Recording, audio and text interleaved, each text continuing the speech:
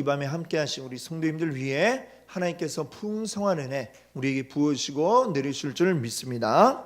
아멘. 우리 오늘 여러분과 함께 나눌 은혜의 말씀 제목은요, 하늘 보좌라는 제목으로 함께 은혜를 나누겠습니다. 자, 우리 한번 옆에 계신 분들, 우리 반가운 얼굴, 또 이 보고 싶었던 얼굴들 한번 다시 한번 우리 보시면서 인사 같이 나눠보겠습니다. 잘 되고 있습니다. 기도하면 됩니다. 잘 되고 있습니다. 기도하면 됩니다. 오늘 이 밤 우리 기도 가운데 응답하시고 또 역사하실 하나님의 은혜 우리 또 기대하면서 말씀의 은혜 누리시기 바랍니다. 우리 계속해서 금요일 밤에 이제 우리 요한계시록 말씀을 함께 생각하고 있습니다. 이 요한계시록의 내용을 우리가 크게 이제 분류를 하자면 요한이 본 4번의 계시의 말씀들이다, 이렇게 말씀을 드렸습니다. 그 계시의 이제 계시를 받게 되는 그 장면마다 앞에 보면 어떤 내용이 있냐면 내가 성령에 이끌려 뭐 이런 말들이 나오고 있죠. 그게 이제 총 4번에 걸쳐서 나오고, 그래서 이것을 요한이 4번의 그 계시를 받아가지고 그 내용을 기록한 것이다, 이렇게 우리가 이해를 이제 하자, 이렇게 말씀을 드렸습니다. 우리가 지난번까지 이제 보았던 3장까지의 내용은 이제 그 중에 첫 번째 계시의 내용이 되겠습니다. 그래서 제일 처음 이제 보았던 계시의 내용은 뭐냐면 성령에 이끌려서 이제 예수님의 모습을 보게 되었어요. 그리고 그 예수님이 소아시아의 7교회들을 향해서 하시는 그 말씀이 이제 쭉 2장, 3장에 걸쳐서 나왔습니다. 근데 이 소아시아 7교회, 그럼 이 7교회에만 예수님이 말씀하셨구나, 이렇게 생각하면 안 되고요. 우리가 이 성경의 요한계시록에는 이 7이라는 숫자가 많이 나오잖아요. 그 성경에서 이 요한계시록에서 특별히 7이라는 수는 이제 완전한 이제 어떤 그 수라고 생각을 할 수 있습니다. 그 상징성이 이제 그래요. 그래가지고 이 7교회라고 하는 거는 단지 딱 숫자적으로 7개의 교회만이 아니라 모든 교회를 가리킨다라고 이렇게 우리가 생각할 수 있습니다. 그것도 소아시아 지역에 있었던 옛날에 그때 있었던 교회들 뿐만이 아니라 옛날로부터 지금까지 또 앞으로 미래까지 주님 오시기까지 이 땅에 존재할 모든 교회들을 다 통틀어서 이제 예수님이 말씀을 하시는 거야. 그러면 이 7교회의 모습들은 사실 모든 교회들에 나타날 수 있는 어떤 좋은 점 또는 문제점, 이런 것들을 다 가지고 있었다, 이렇게 이야기할 수 있겠죠. 그래서 어떤 교회는 칭찬을 받기도 하고, 또 어떤 교회는 칭찬과 함께 또 혼나는 그런 이야기도 나오고, 또 어떤 교회는 그냥 칭찬은 없고 그냥 계속 혼나기만 하는 뭐 이런 교회들도 있고 그렇습니다. 그걸 보고 우리는 무엇을 깨달아야 되느냐? 지금 우리 교회의 모습이 어떠한지를 이 7교회들을 통해서 우리가 우리의 모습을 돌아보고, 또 더불어서 우리가 무엇을 바라야 됩니까? 예수님께 칭찬받기를 바라고, 또 이들이 혼났던 모습을 보면서 우리는 이러면 안 되겠구나, 우리가 이렇게 반면교사로 삼아가지고 늘 책망받을 일을 하지 않고 주님께 칭찬받는 교회가 되기를 힘써야 될 줄로 믿습니다.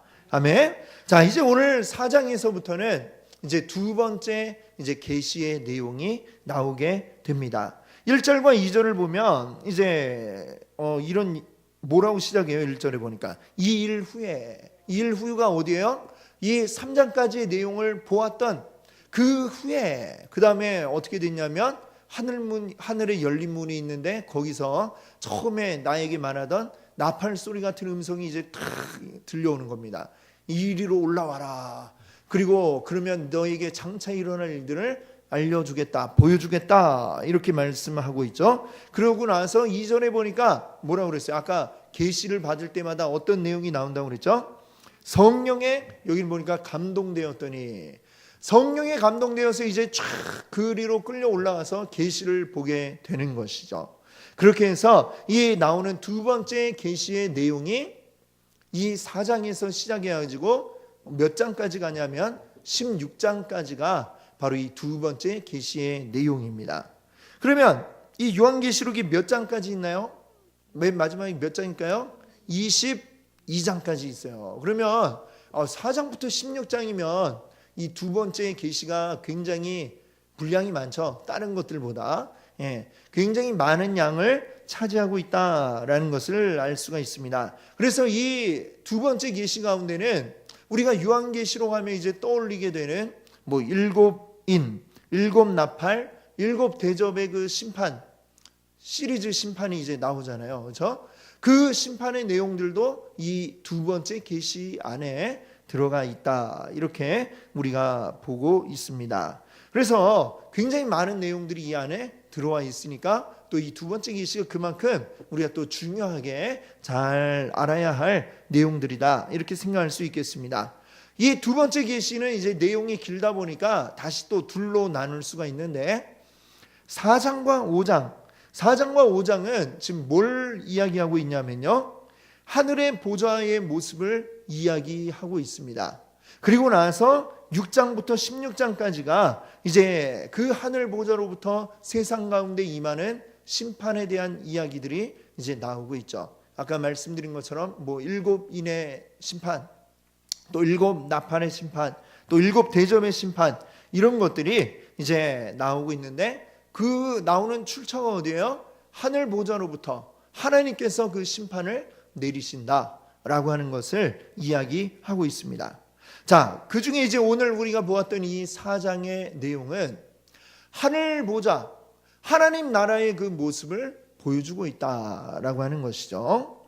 이 4, 5장이 마치 이 하나님 나라를 쭉 이렇게 전망대에서 이렇게 쫙 훑어보는 것 같은 이런 내용이에요. 여러분 전망대 가보셨어요? 혹시 뭐 서울 남산에 있는 서울타워 뭐 이런 데 가보셨나요? 아니면 63빌딩 전망대 이런 데 있잖아요. 그렇죠? 거기 가면 어떻습니까? 위에서 이렇게 쫙 밑에를 이제 내려다볼 수 있는, 멀리까지 이제 내려다볼 수 있는 바로 그런 곳이 이제 전망대인데, 지금 4장과 5장은 마치 지금 요한을 쭉 데리고 올라가서 하늘나라 전망대로 이제 탁 데리고 올라간 거예요. 그래갖고 밑에 봐라 하고 이제 보여주는 마치 그런 모습처럼 지금 이제 요한이 그 전망대에서 보고 막 적은 것처럼 이제 묘사가 되어지고 있다라고 하는 것이죠. 자, 그러면 지금 이제 우리가 6장부터는 어떤 내용이라고 그랬어요? 심판에 대한 내용이 이제 나온다 하지 않았습니까? 본격적인 심판에 탁 들어가기 이전에 지금 요한에게 무엇을 보여주고 있냐면 하나님 나라의 모습을 지금 보여주고 있다라고 하는 것이죠. 그러면 왜 요한에게 심판 이전에 먼저 하나님 나라의 그 하늘 보좌의 모습을 보여주었을까라고 하는 생각을 우리가 한번 해보려고 합니다.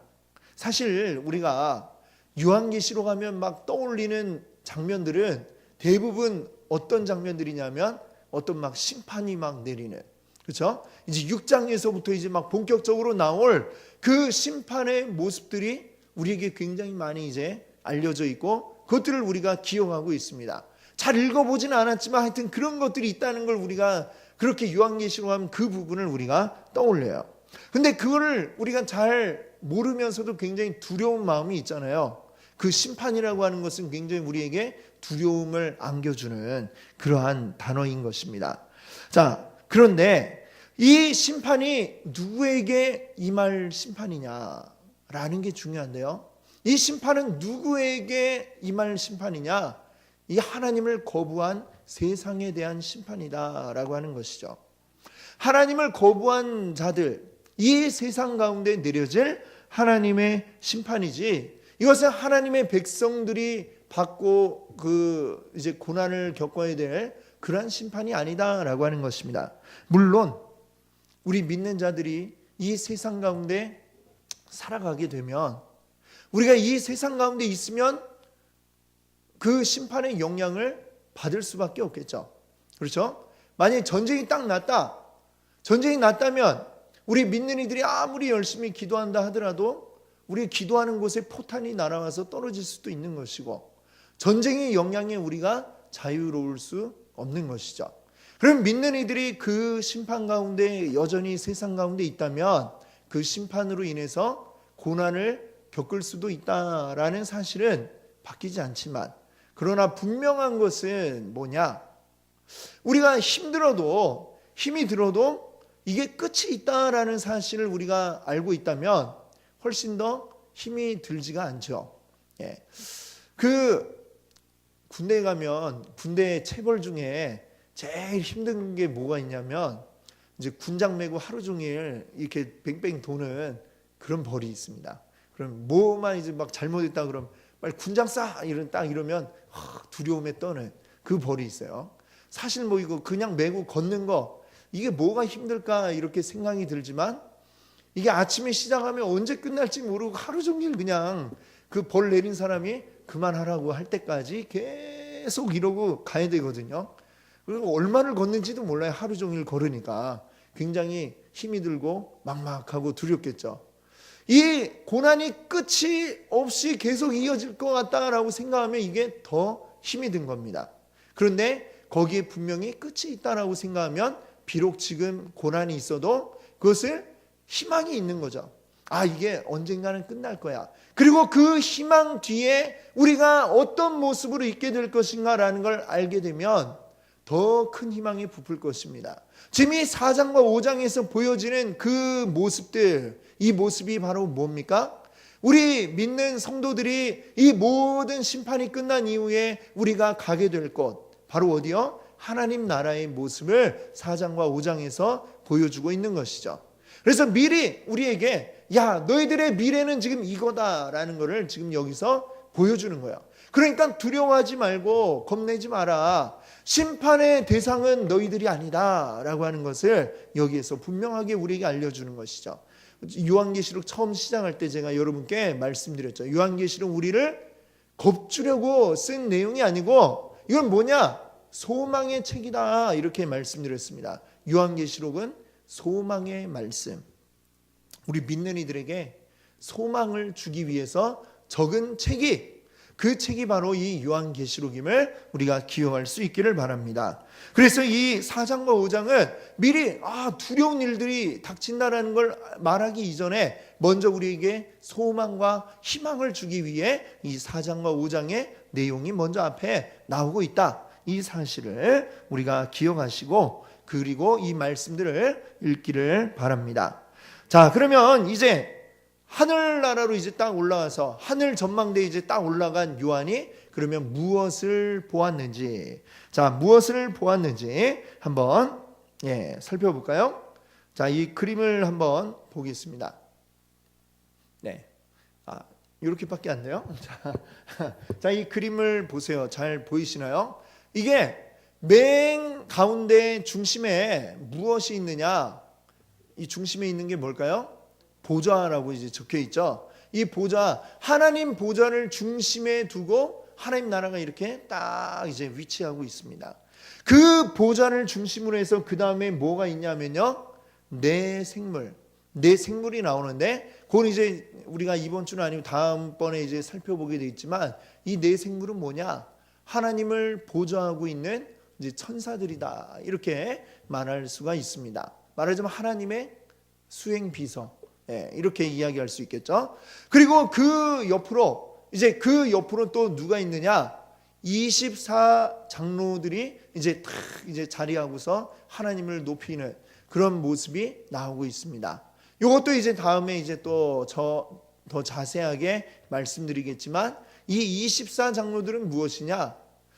이제 하여튼 이 요한계시록에 숫자가 많이 나와요. 숫자 많이 나오고 그 의미들을 우리가 대략 이렇게 생각을 해보면, 열둘이라고 하는 거는 이제 구약에 열둘하면 뭐가 있죠? 12제자는 이제 예수님 후에 나오고, 구약에는 뭐가 있을까요? 12지파가 있잖아요. 그렇죠? 12지파가 있고, 신약에는 12제자가 이렇게 있습니다. 그래서 12제자와 12지파 이렇게 해서 구약과 신약을 이제 의미하는 숫자들이죠. 그거 합쳐지면 24, 이런 그런 의미를 가지고 있어요. 그래서 이 24장로는 뭐냐? 모든 이 창세로부터 존재했던 모든 교회들의 이제 대표를 바로 24장로라고 여기에 표현을 하고 있습니다. 그리고 그 24장로 주위로는 누가 있냐면요, 천사들이 이제 위치하고 있습니다. 그리고 그 천사들 가해로 이제 뭐냐면 모든 피조물들이 다 모여서 이렇게 하나님을 찬양하고 있는 이런 모습이 여기에 나오고 있는 것을 우리가 봅니다. 자, 이것이 이제 지금 이제 4장과 5장에 걸쳐서 나오는 것을 간단하게 이제 묘사한 글입니다. 뭐 도표처럼 보이지만 그렇게 되어 있다, 이렇게 말씀드릴 수가 있겠습니다. 자, 그러면 그 먼저 이제 우리가 오늘 제일 중심에 있는 바로 이 하늘 보좌에 대한 이야기를 우리가 하려고 그래요. 자, 2절을 보시면 하늘 보좌에 대한 말씀을 하고 있습니다. 보라, 하늘에 보좌를 베풀었고 그 보좌 위에 앉으신 이가 있는데, 이렇게 말씀하죠. 요한이 성령에 이끌려서 이제 환상 가운데 보게 된 이 하늘 보좌가 이 요한에게 굉장히 인상적이었던 것 같아요. 하늘 보좌에 대한 말씀이 이 4장과 5장에만 자그마치 17번에 걸쳐서 이 단어가 나오고 있고요. 요한계시록 전체에는 더 많이 이 하늘 보좌에 대한 이야기가 나오고 있습니다. 자, 그런데 이 보좌란 무엇입니까?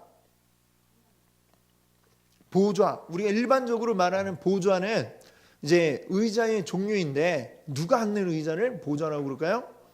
왕이 앉는 의자를 이제 보좌라고 그래요. 왕이 그것도 이렇게 뭐 힘들 때 잠깐 앉아 있는 이런 의자가 아니라 왕이 공적인 일을 하기 위해서 공식적인 업무를 수행할 때에 앉아 있는 의자, 이 왕의 권위의 상징이 바로 보좌다, 이렇게 말할 수가 있습니다.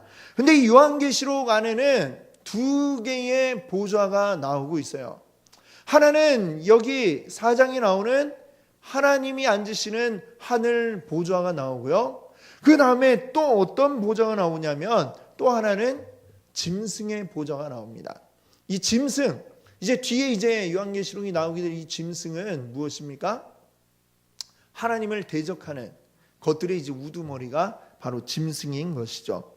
그 짐승의 보좌가 나오고, 결국은 이 요한계시록 안에 이 내용들은 하늘 보좌와 이 짐승 보좌의 싸움이다, 이렇게 말할 수가 있겠습니다. 자, 그 내용이 지금 이제 쭉 펼쳐지는데, 요한이 말하고 싶은 건 뭐냐? 말하고 싶은 것은 결국 거기에서 누가 승리하게 되는가? 짐승의 보좌는 땅에 떨어지고 질밥혀질 것이고, 하늘 보좌가 승리하여 우리 모든 믿는 이들에게 구원과 은혜와 능력을 주실 것이다 라고 하는 게 이 요한이 말하고자 하는 것이죠.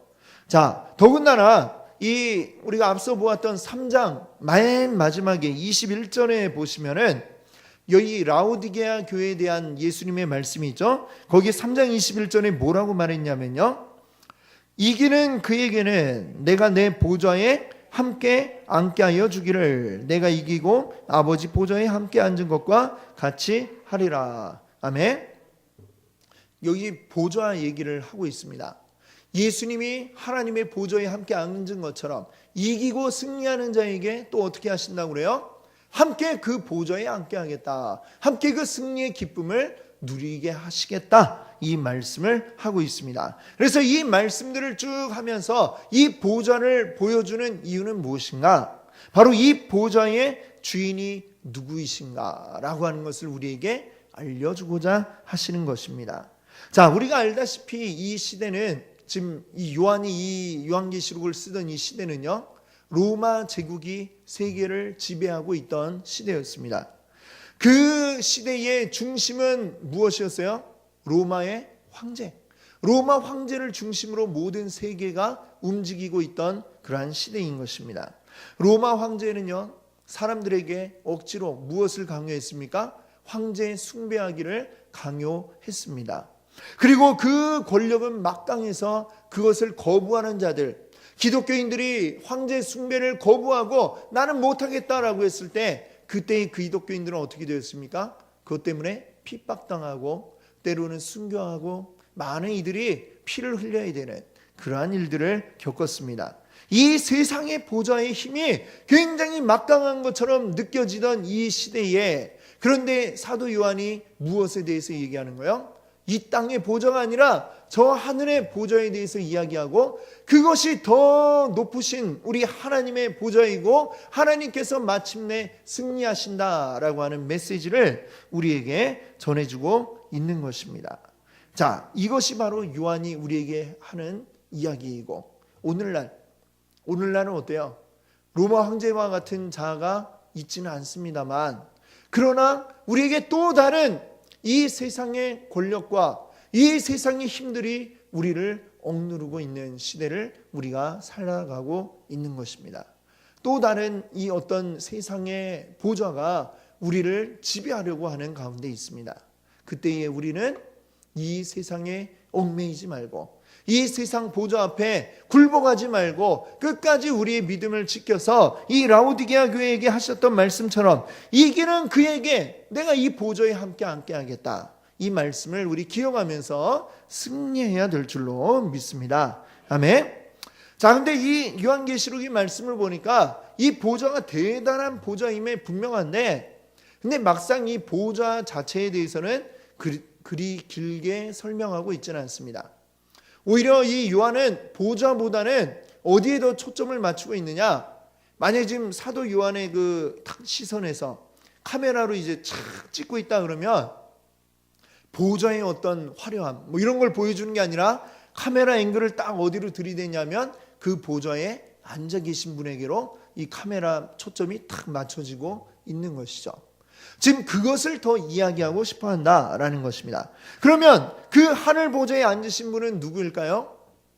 우리가 다 아시겠지만 바로 우리 성부 하나님, 성부 하나님이 그 보좌 가운데에 앉아 계시다라고 하는 것입니다. 자, 3절을 보면 보좌에 앉으신 그 성부 하나님을 마치 무엇과 같이 비유를 하여 설명하고 있냐면 보석과도 같이 이야기를 하고 있는데요. 같이 한번 읽어보겠습니다.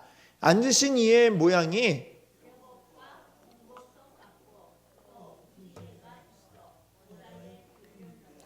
그 모양이 녹보석 같더라. 아멘.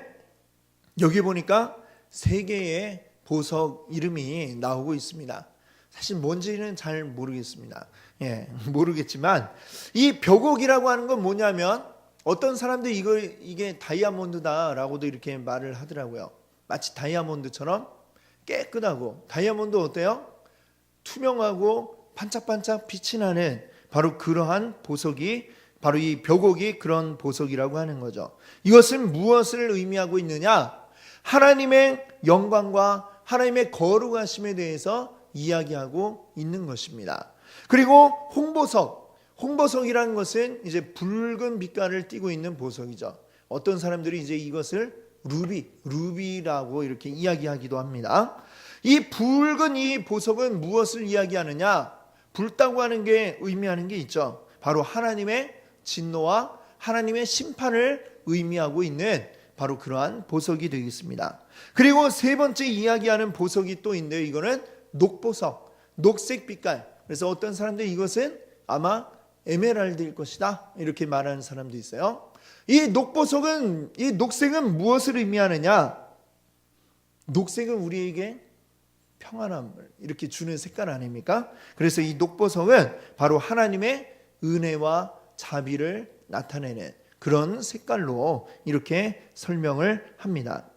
이 보석들의 이름을 이렇게 이야기하고 있는 것은 하나님이 무슨 보석처럼 막 이렇게 생기고 한 것이 아니라 하나님의 어떤 모습 자체를 이 어떤 색깔들, 그러면서도 너무나도 반짝반짝 빛나는 보석으로 이것을 비유해서 설명하고 있는 것이죠. 그 색깔들이 가지고 있는 특징이 곧 하나님은 이런 분이시다라고 하는 것입니다. 여러분께 말씀드린 것처럼 이 벽옥같이 투명하고 반짝반짝 빛나는 이것은 하나님의 영광을 나타내고, 홍보석은 하나님의 진노와 심판, 그리고 녹보석은 하나님의 은혜를 나타내고 있는 그런 상징이다 이렇게 말할 수 있는 것이죠. 자, 그리고 이 보석들 이야기 가운데 보니까 또 하나 나오는 게 있어요. 뭐가 나옵니까? 무지개가 이 보좌를 둘렀다라고 이렇게 말합니다. 성경에 무지개가 처음 나온 데가 어디죠? 창세기 9장이죠. 거기 노아 방주 이후에 이 노아가 하나님 앞에 첫 제사를 드리고 나서 다 물이 빠지고 난 후에 첫 제사를 드리고 나서 그때에 하나님이 노아에게 보여주셨던 것이 바로 이 무지개였던 것이죠. 그때 무지개를 보여주시면서 하나님이 뭐라고 하셨을까요? 내가 다시는 너희를 물로 심판하지 않겠다라고 이렇게 약속을 하셨습니다. 자, 이 노아 시대에, 지금 노아 홍수가 이제 갓 끝난 그 시대의 사람들이 무지개를 봤을 때는 하나님이 하신 그 말씀처럼 하나님이 이제 우리를 더 이상 물로 심판하지 않으신다고 하셨지. 비가 조금 막 많이 와도, 홍수가 나더라도 이것 때문에 우리가 또다시 다 죽게 되는, 그건 아닐 거야 라는 것을 확신하고 안심할 수가 있었을 것입니다. 자, 그렇다면 오늘날 우리에게 이 무지개는 어떤 의미가 있을까요? 오늘날 이 세상 가운데 우리 여전히 박해 가운데 살아가고 있는 우리들에게 이 무지개는 무엇을 이야기하느냐? 하나님 우리에게 약속하셨고 하나님은 그 약속을 변치 않으시는 분이라고 하는 그 이야기를 하는 것입니다. 하나님은 우리를 사랑하시고 우리를 절대 버리지 않으시고 우리에게 하셨던 그 약속을 반드시 이루실 분이시다라는 사실을 이 무지개를 통해서 우리에게 보여주고 있는 줄 믿습니다. 아멘. 자, 이제 오늘 우리가 요한계시록 4장과 5장에 나오는 그 하나님의 나라의 모습에 대해서 이제 말씀을 드렸고, 그 가운데 가장 앞에 나오는 그 하늘나라 가장 중심에 있는 하늘 보좌에 대해서 여러분께 말씀을 드렸습니다. 이 하나님 나라의 모습들, 이것은 우리에게 무엇이라 했습니까? 소망이라고 했습니다. 소망. 이 세상에 지금 이 뒤에 이제 6장부터 나오게 될 심판들이 막 있겠지만, 근데 여기에 지금 무지개를 보여줬다는 게 무엇입니까? 아무리 강한 심판이 있다 할지라도 우리 믿음의 자녀들, 하나님의 백성들은 어떻게 하신다는 거예요? 너희들은 심판 가운데 멸망하게 내버려 두지 않겠다라고 하는 바로 그 약속을 하고 계신 것이죠.